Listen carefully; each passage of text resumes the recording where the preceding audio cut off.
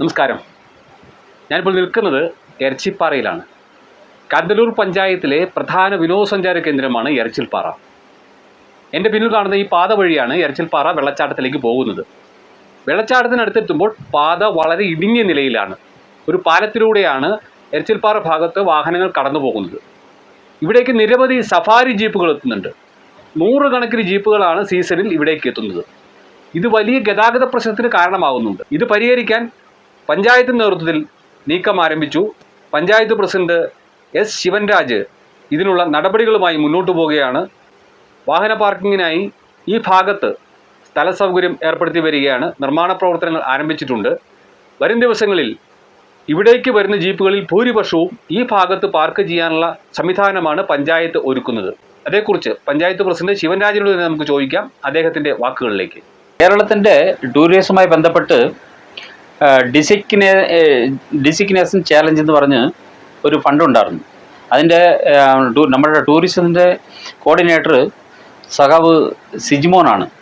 അപ്പം സഖാവ് ഇടപെട്ട് എന്നോട് പറഞ്ഞിരുന്നു, ഞാൻ ആദ്യമായിട്ട് പഞ്ചായത്ത് പ്രസിഡൻ്റായിട്ട് ചുമതലയേറ്റ സമയത്ത് ഈ ഫണ്ട് കൊണ്ടുവന്നിട്ട് കച്ചാറം വാട്ടർഫാൾസിലും ഇവിടെ കോവിൽക്കടവിലും എരച്ചിപ്പാറ വാട്ടർഫാൾസിലും തന്നെ ഈ ഫണ്ട് ഉപയോഗിച്ച് ഇവിടെ മറയൂർ കാന്തല്ലൂരിലുള്ള വാഹനങ്ങളും ഇവിടെ ഇരിക്കുന്ന പൊതുജനങ്ങളും പോകാൻ വേണ്ടി വലിയൊരു തടസ്സമാണ് ഇവിടെ റോഡ്. അപ്പം ഇതിന് 2 സൈഡും കോൺക്രീറ്റ് ഇട്ട് വണ്ടികൾ പോകുന്ന രീതിക്ക് നല്ല രീതിക്ക് ഒരു റോഡ് ചെയ്യാൻ വേണ്ടി തന്നെ ഈ ഫണ്ട് ഉപയോഗിച്ച് ചെയ്യാൻ വേണ്ടി ഉദ്ദേശിച്ചിട്ടുണ്ട്. അത് കോവിൽക്കടവിൽ 35 ലക്ഷം രൂപയും കച്ചാറം വാട്ടർഫാൾസിൽ 35 ലക്ഷം രൂപയും ടൂറിസം വകുപ്പിൻ്റെ ഫണ്ട് കണ്ടെത്തി അവരെ കൊണ്ടുവന്നിട്ട് ഇന്ന് പണി തുടങ്ങി. ഇത് ഇവിടെയുള്ള ജനങ്ങൾക്ക് തന്നെ വലിയൊരു ഉപകാരമായിട്ട് മാറുമെന്നാണ് പ്രതീക്ഷിക്കുന്നത്. പിന്നെ ഇവിടെയുള്ള വാഹനങ്ങൾ തന്നെ കോവിൽക്കടവിൽ നിന്ന് ഈ വാട്ടർഫാൾസിലേക്ക് വന്നു പോകുന്നത് വലിയൊരു ബുദ്ധിമുട്ടായിരുന്നു. അത് ശാശ്വത പരിഹാരം ഉണ്ടാക്കാൻ വേണ്ടി ഗ്രാമപഞ്ചായത്തും കേരള ടൂറിസവുമാണ് ഇത് കാശ് മുടക്കി ചെയ്യുന്നത്. ഏതായാലും ഇതൊരു നല്ലൊരു പദ്ധതിയാണ്. ഇതിന് മുൻകൈ എടുത്ത് കൊണ്ടുവന്നത് നമ്മുടെ ടൂറിസത്തിൻ്റെ കോർഡിനേറ്റർ സിജിമോൻ സഖാവാണ് ചെയ്തത്. അതേപോലെ ടൂറിസവും കേരള പഞ്ചായത്തും കൂടി ഇതൊരു നല്ലൊരു തുടക്കമാണ്. നമുക്കിത് വളരെ സന്തോഷമാണ്.